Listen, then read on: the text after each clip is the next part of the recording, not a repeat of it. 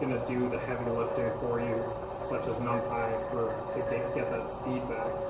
Similar to how in MATLAB you want to write vectorized code to make it go fast. If you write doubly nested loops in MATLAB, you know how slow that can be. You can also mix Python with C with an extension called Python, but I won't get into that today. And it's often used as a high-level scripting language that you can do anything you want to automate, basically, you can do with Python. So if you haven't got Python installed yet, there's an Anaconda package that comes with scientific computing packages to install, and it lets you sort of set up an environment and switch to another environment, so you can switch between the two main lines of Python that are 2.7 and 3.5. Either one of those should work for the purposes of this tutorial, but if you don't have anything yet, go with Python 3. So, what are some basics about Python? It's an object-oriented language. Nearly everything in Python is an object or some class. The class description defines what the object holds and what operations, like methods, are defined to interact with that object. Every variable in Python is really just a pointer to the object. So there's no like keyword in front of a variable. You just set it as whatever you want, and you can reset these pointers for pointers to other objects. Variables don't have type, so things on the left-hand side of declarations, but whatever they're pointing to does have a type. So on top of the list, which is sort of the quintessential array type in Python, so you can declare a list just by opening some square brackets on the right-hand side of your screen. Feel free to type Python into your OS and bring up a Python shell and follow along with the example with it. So you can index into your list with and you notice that Python doesn't care that you have an integer next to a float, next to a string, next to another array. You can go wild with your compositions and dealing with these built-in array from Python. So there's some built-in methods for lists, such as insert, sort, pop, reverse, remove, etc. So, for example, if I set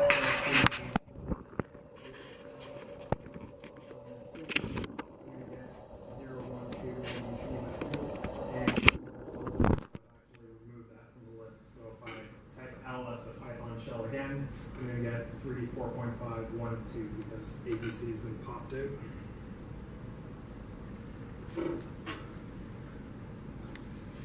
So with lists, you can actually do assignments directly to your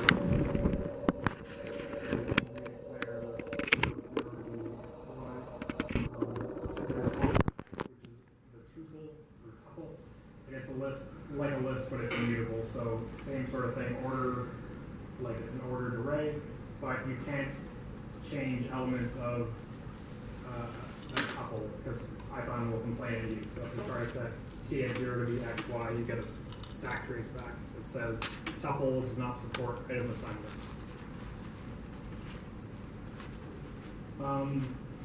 So the problem with lists, they're nice and you can do a lot of good compositions with them and a lot of good built-in operations on them, but they're not good for numerical arrays. That sort of number crunching we want to do when we're scientific computing people. Addition and scalar multiplication are defined for lists, but not what we want for numerical purposes. So if you try to multiply a list by a scalar, so if you write 2 times x, what that's actually going to do is take your list and repeat it. If you try to do a plus operation on 2 different lists, so if I have x and y, it's going to concatenate them in the order you give.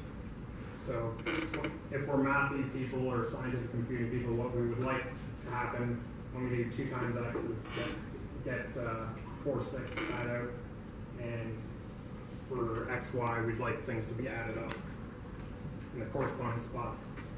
So the answer to that problem is you use the package NumPy. So you get, if you have Anaconda or if you download NumPy into your Python installation, you can access NumPy by importing it, and you can,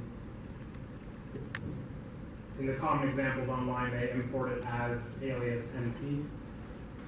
So if I want to create an array, a NumPy array, I just start, the syntax is np.array, and then square brackets inside my round brackets, sort of like the list syntax.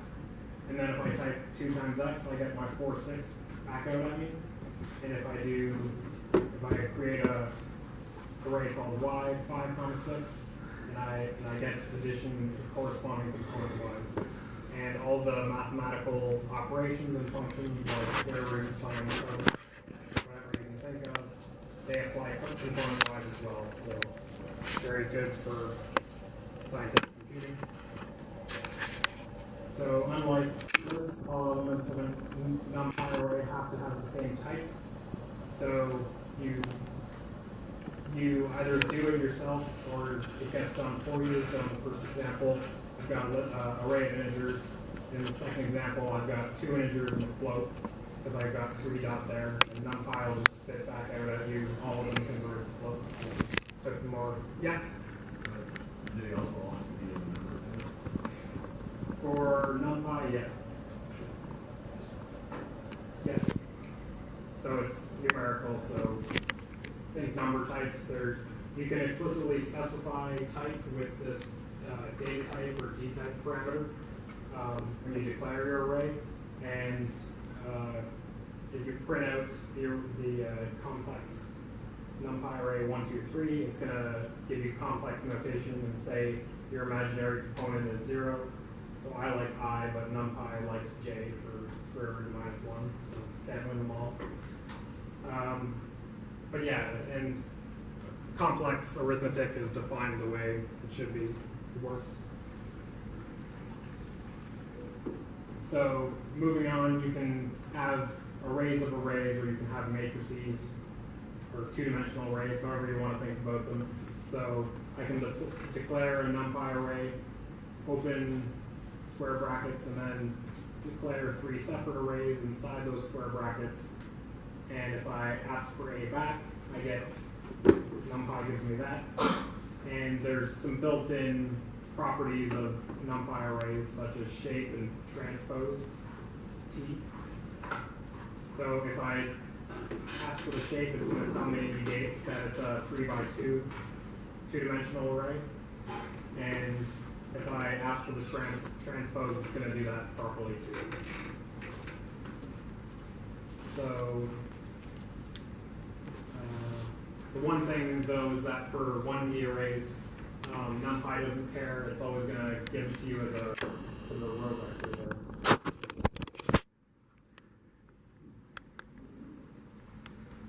So the indexing for multi-dimensional arrays is very MATLAB-like.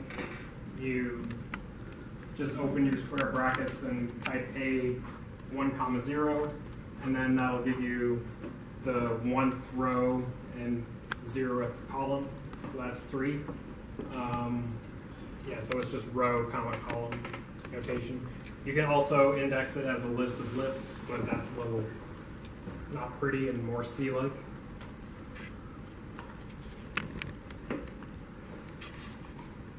So if you want to do more advanced linear algebra type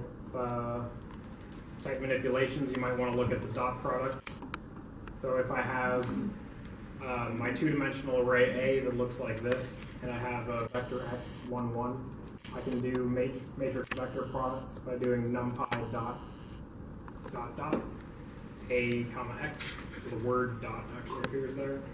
And you can also do a matrix product. So here I've got A transpose times A, and you'll take my word that that's the right matrix product for that.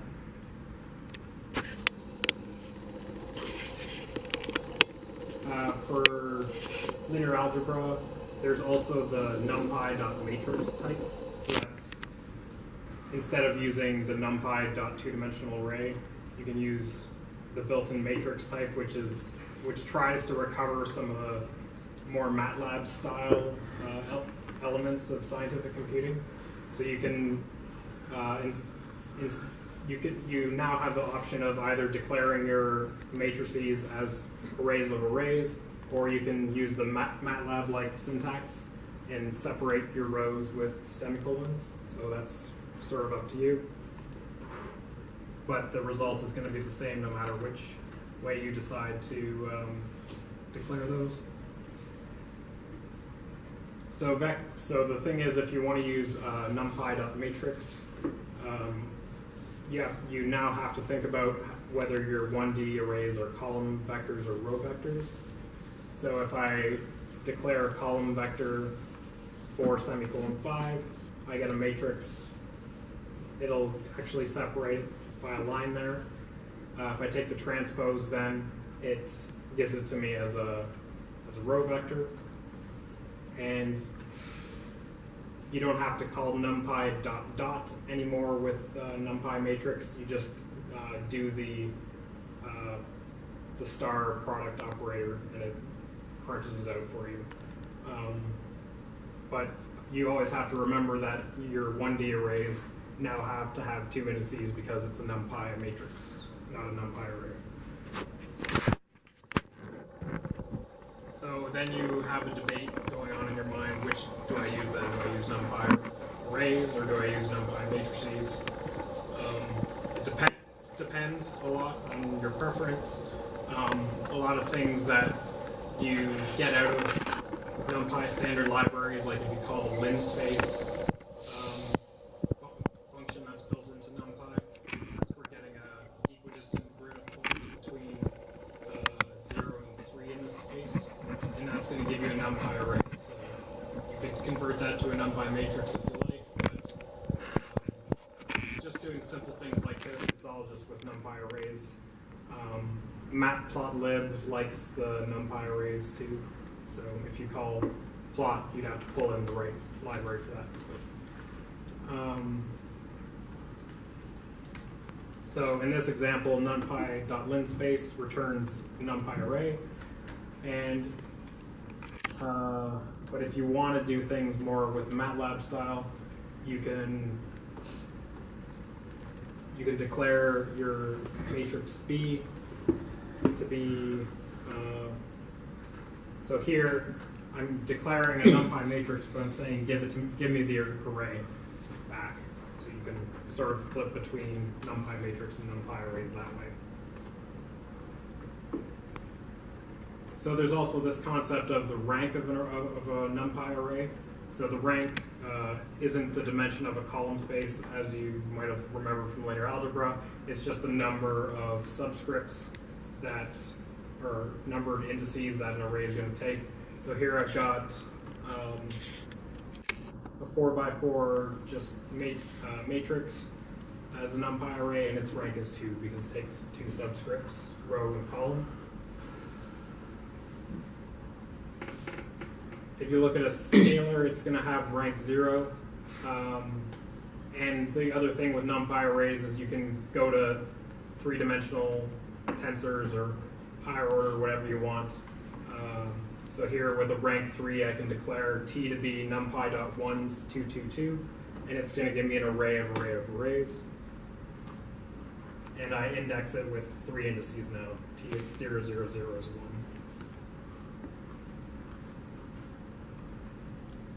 So more on the linear algebra side, you can get into using NumPy's built-in solvers for solving AX equals B. You have to import the solve method from NumPy.linalg, and you just call solve A comma B, and that's sort of reminiscent of MATLAB's backslash. But if you've worked with eigenvalues before,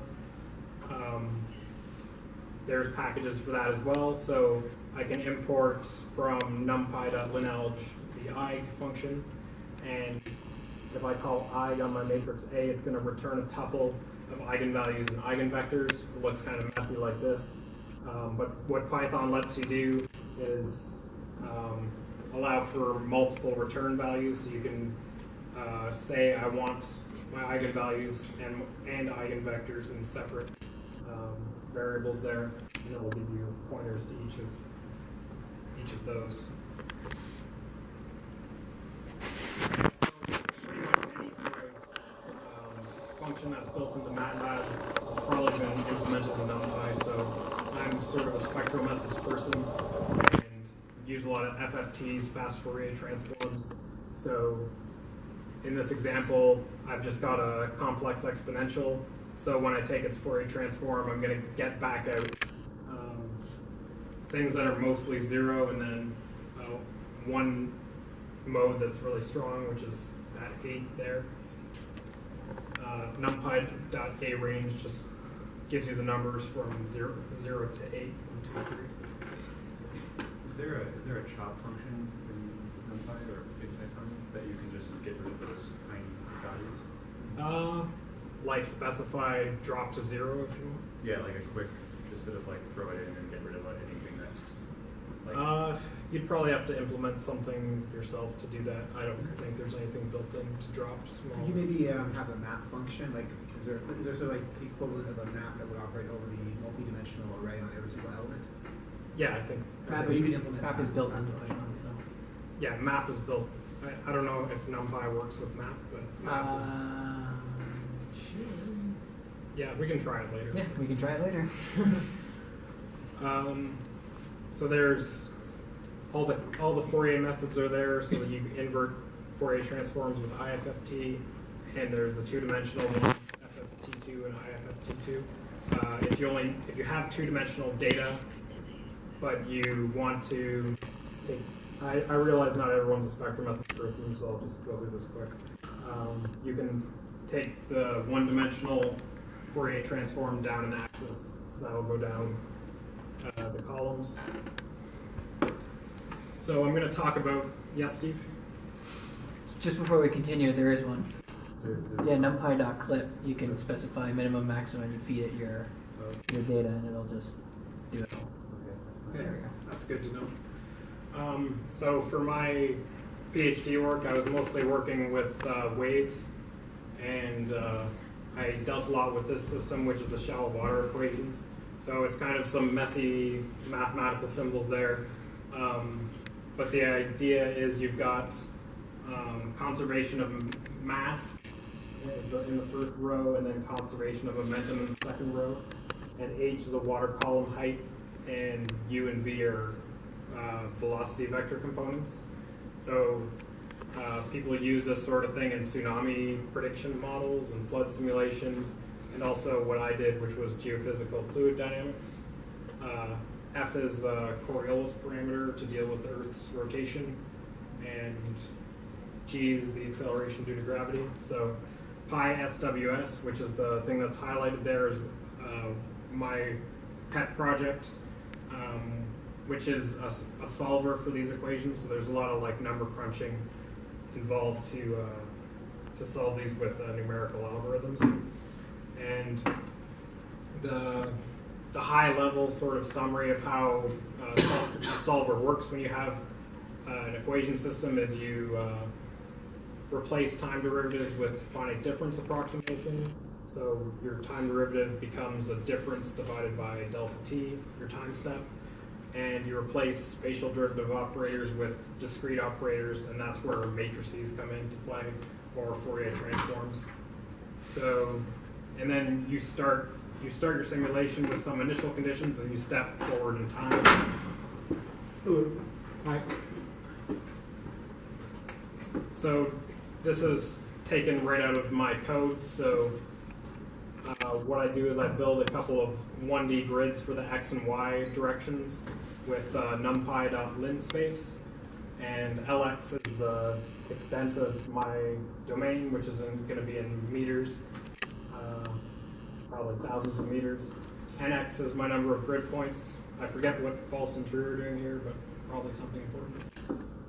And then what NumPy does is it lets you do exactly what MATLAB lets you do, and lets you create a 2D tensor product grid with numpy.meshGrid.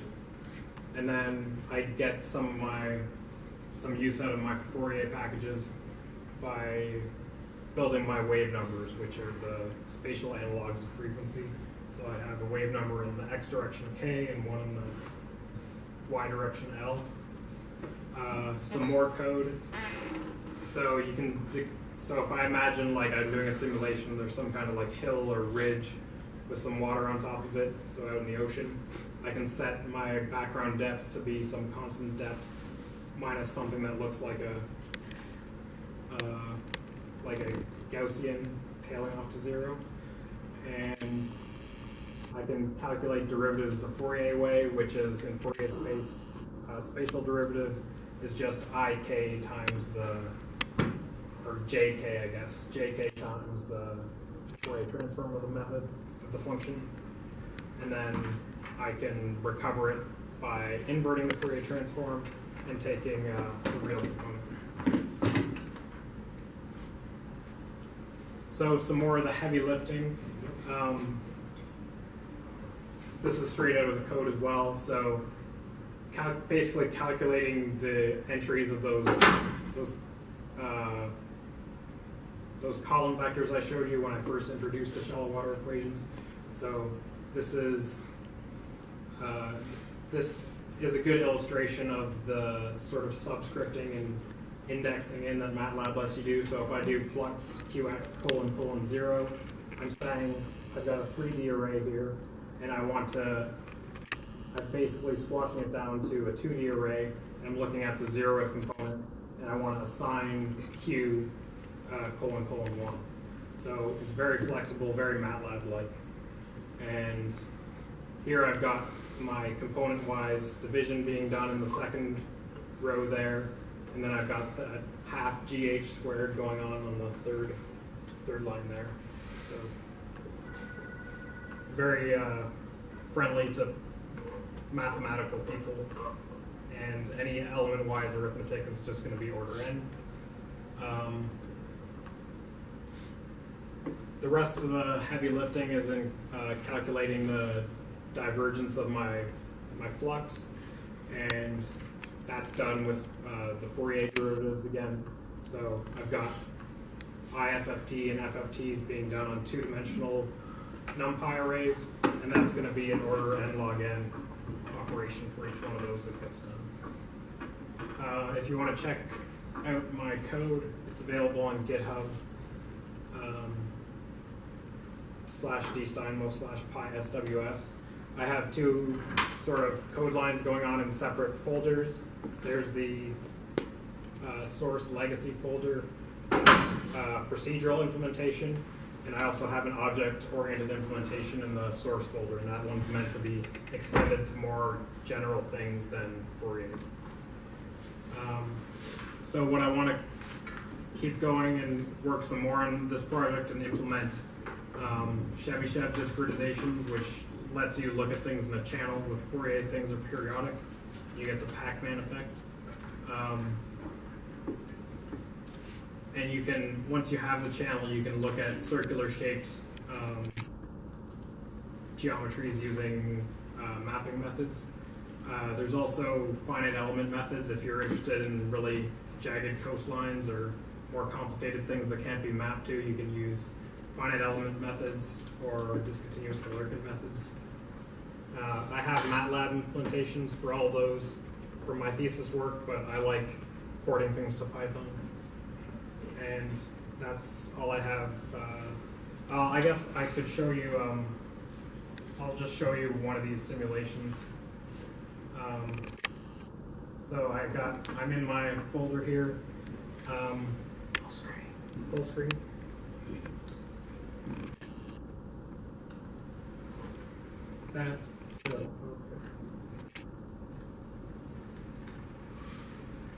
I'll just run the simulation and we'll talk about it after.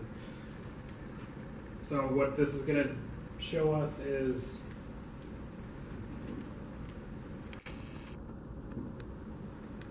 so this is just a lump of water, and it's, as time goes on, it's going to just spread out like a ring and give you a wave there.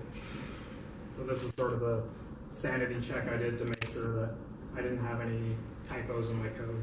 So the boundaries of the domain are periodic, so if you go to the right, you're going to come out on the left. So you get things just bouncing into each other and reflecting off each other and going on like that.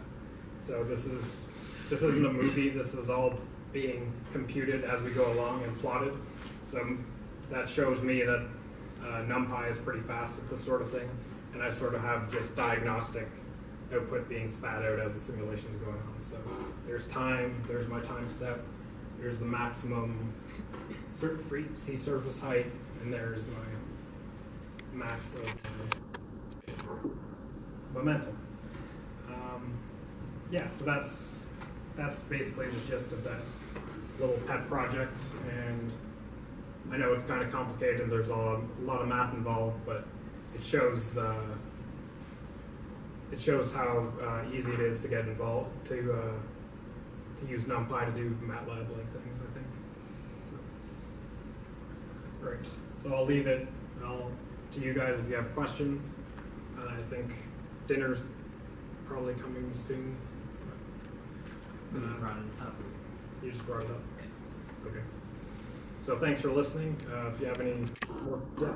I was just curious, that type of mathematics you're using, could it be generalized to, say, a three-dimensional situation involving sound?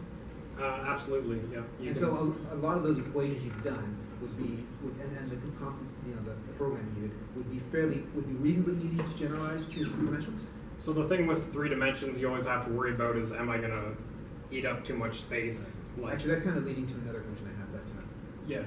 So I throughout my thesis, I didn't really do any 3D simulations. There was a guy working on sort of 3D coastal ocean models, but like the math is basically the same. It's just you have to do a little more bookkeeping, and you have to worry about, am I going to parallelize things, or am I going to use distributed memory on a supercomputer to not run out of memory running it on my laptop? That's something I was kind of wondering about with NumPy. Does it work in parallel situations? Like, I know, like I've got 8 machines, and they're almost always quiet. I don't really do any parallel stuff. But does NumPy do parallelism? Like, at least for those operations that support it, does it do that sort of thing automatically? I don't think you get it automatically. You definitely don't get the parallelism for free. You'd have to look at what people have done with MPI and MPI bindings in NumPy.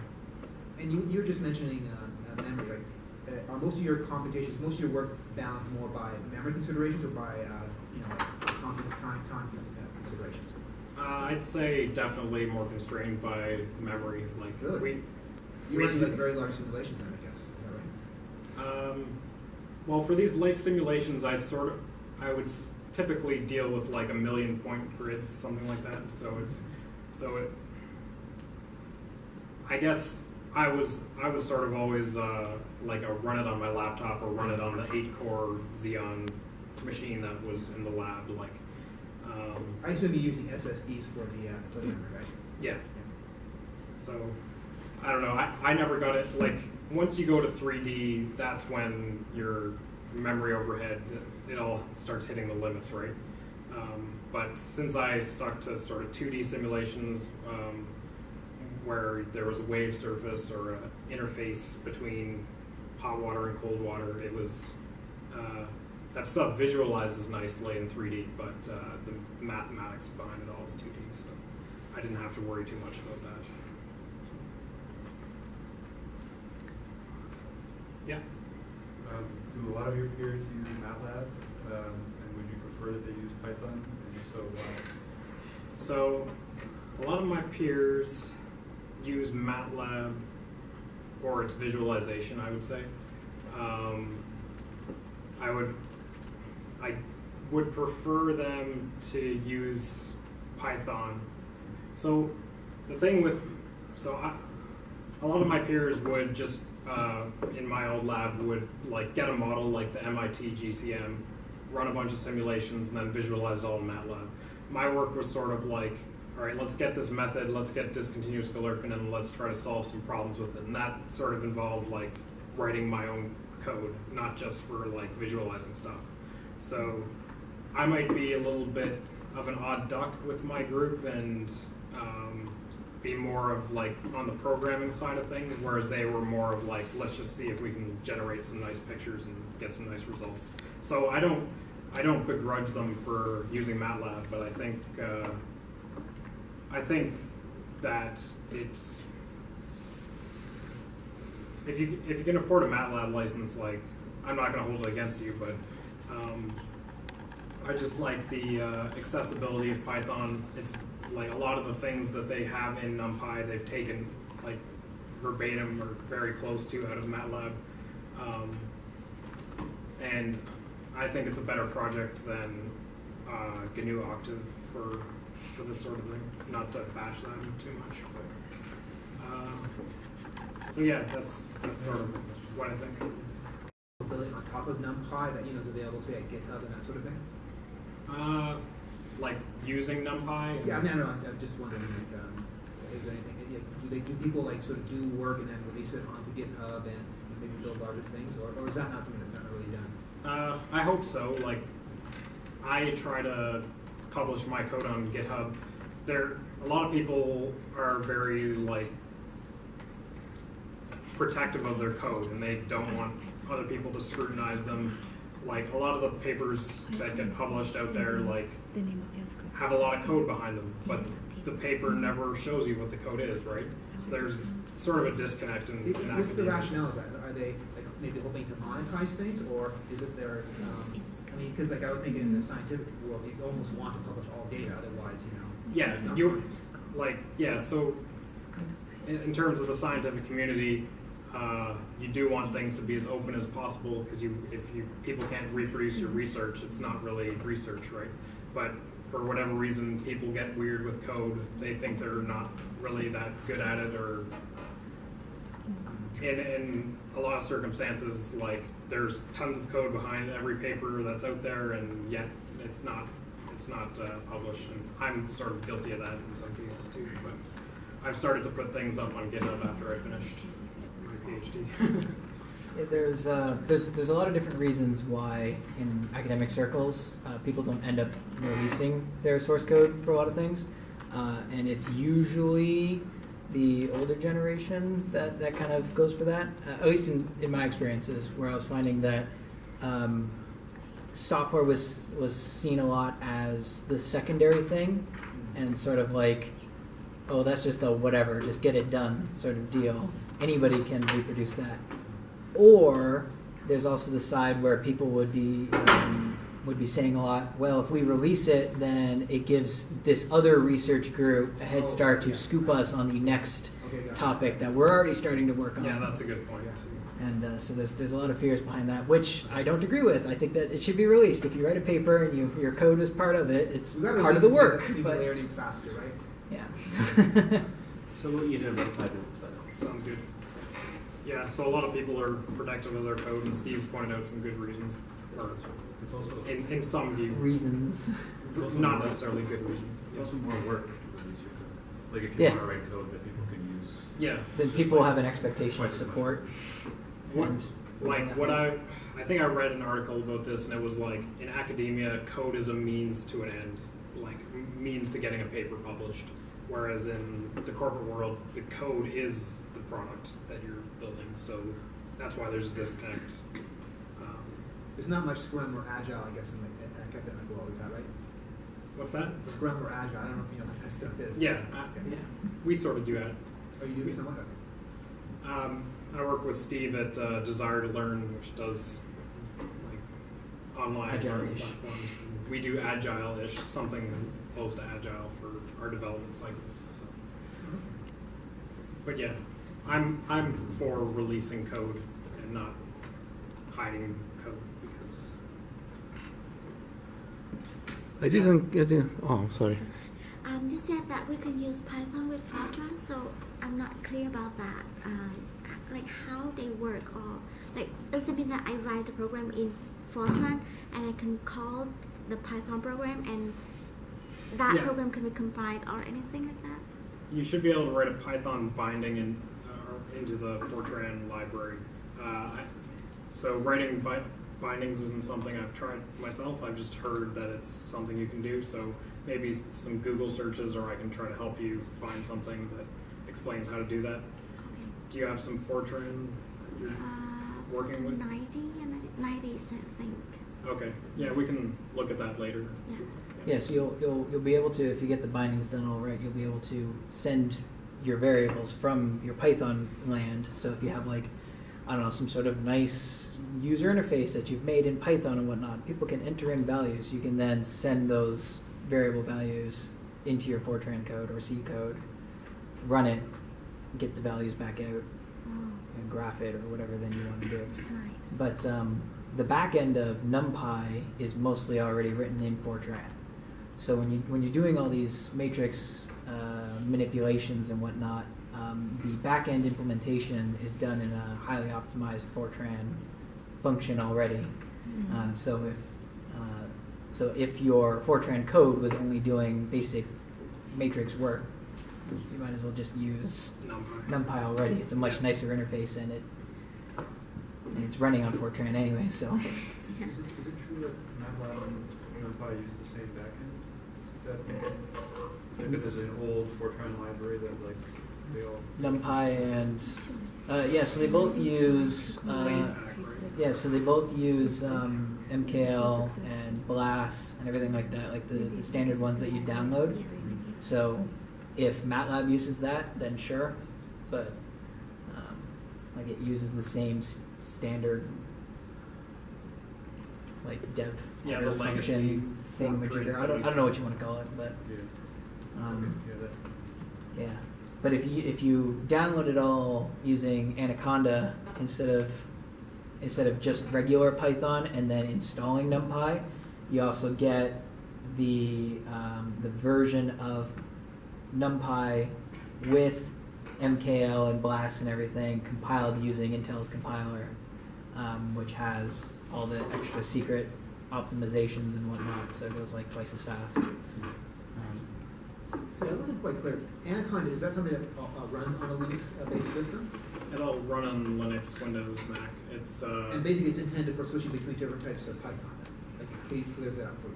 yeah, you could. It lets you create environments, and one of the features is you can switch between like Python 2.7 or Python 3.5. But I think the most attractive part of Anaconda is it comes with all these packages, so you don't have to worry about installing NumPy and installing Matplotlib and all that. Anaconda is kind of like a brand name around a recompile and repackage of Python. So like Python is written, so the standard Python interpreter is written in C, and then this one is just like the same one, just recompiled differently, and all the extra packages that he's mentioning that all get included as part of it.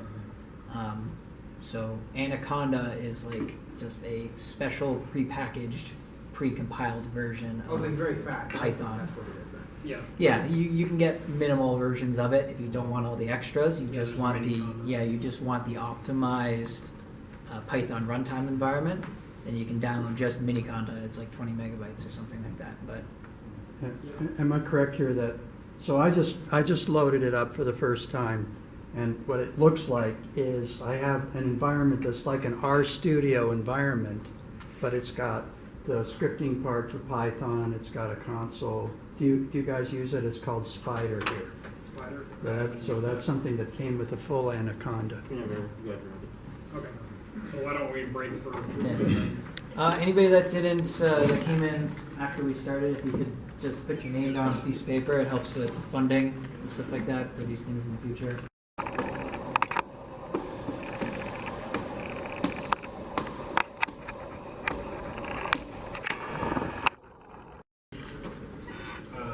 That I showed you earlier. So check out matplotlib.org, and they give you sample code.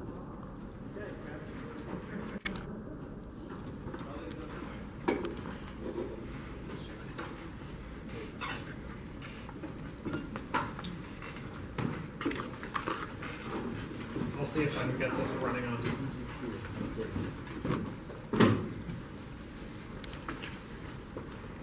Oh goodness, live coding. Yeah. Live coding.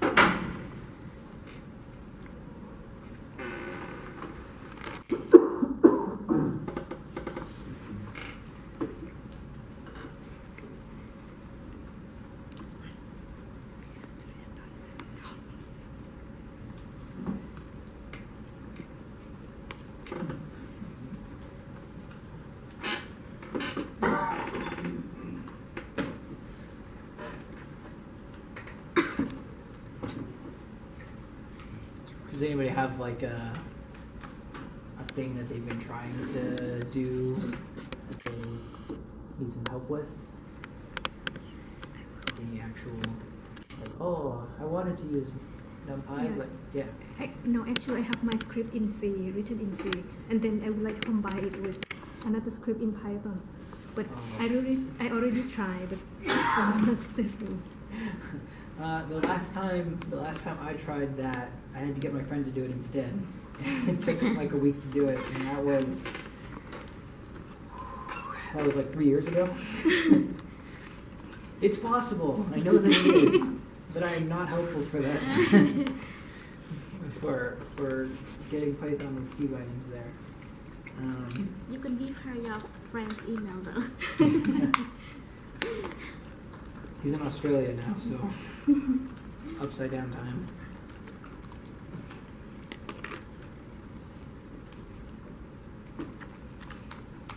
I have a non-NumPy question. Okay. Just looking for tools. In Django, does anybody know of a Rails-like generate command? I am not familiar at all with Rails. So what does this command do? It generates models, views, controllers. So Django has that built in. So you should be able to at least get the basics all started up. To generate the models, views, and controllers? Oh, yeah, no, never mind. It's got the admin Yes. for a backend. And you can... I found a scaffold command for Django that was, 4 years old, and not that it didn't work, but it certainly seemed like there wasn't a lot of activity in that scaffolding area. If anybody would know, Alberto would know. But I haven't played with enough tools in Django to know. What? Now, just out of curiosity, I have no real sense of what you're talking about there. Like, what do you mean by model? So Django is for website, provides websites. Like, what do these models do?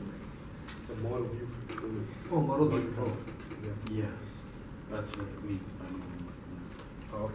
Yeah. Okay. All right. So model is just yeah, the I know, representation of the database. Oh, okay. I got it. Mhm. This is not something. This is to help. This is the software engine to help you design the package, not something you're displaying to the end user. The views are displayed to the end Yeah, user. yeah, of course. Yes. But if it's a software engineer, got it. ING is copy the file. Mhm. ING is copy the Yeah, I'm actually getting into IOs. I just wanted to They're know working what with I changed it up. NBC is like, they're super huge. Oh, yeah, yeah. Have you ever done any Objective-C or that sort of stuff? Yeah. The thing you go into, the very first thing you go into is actually literally it's called a view controller. And like they're totally massive with the view controllers in iOS. And so, yeah, okay, so I totally know what you're talking about. I just didn't give you that in websites. But yeah, I guess you gotta do that sort of stuff there. Like one of the things in iOS is the view controls always get very huge. And so that kind of techniques to sort of break them apart. But yeah. And then I've read about some other types of models, something called MVVM or something like that. I don't even know exactly what it is. In 3D. I mean, Or 2D. in Oh, the like on the side. Yeah. In our simulation. You have to be doing a lot of heavy duty stuff to really want this really to matter. So we just need to If you did this It's just in a- IPython, you can It's just with it. four dimension. Well, I And think, when you pick one, you kind of got yeah. it all But I think like when you have like really large teams of people, you're talking like 20 or 30 people producing something.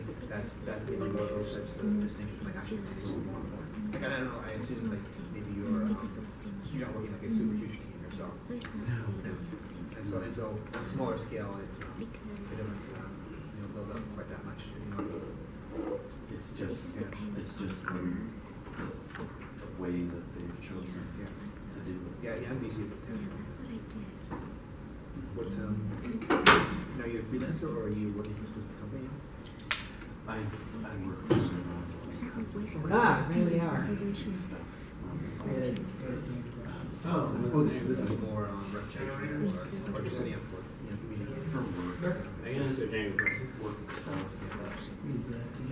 I'd rather do it. Maybe Spanish.